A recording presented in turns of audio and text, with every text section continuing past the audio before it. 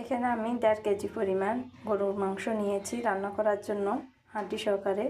এর মধ্যে তেজপাতা, গোলমরিচ, এলাচ, দারুচিনি দিলাম। এর মধ্যে আদা বাটা,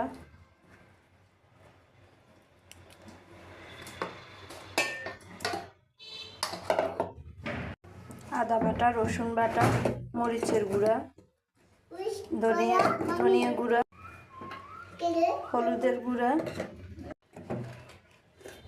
লবণ, জিরা গুঁড়া, পরিমাণ মতো তেল দিয়ে দিয়েছি। এখন সবগুলোকে হাত দিয়ে ভালো করে মেখে নেব।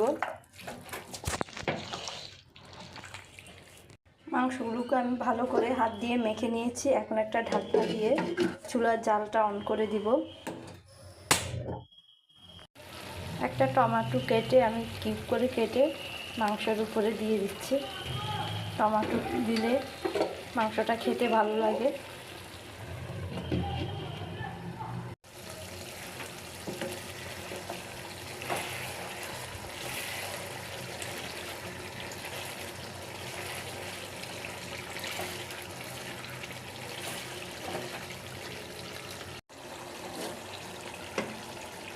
একটু জল দিয়ে দিচ্ছি, গরম জল।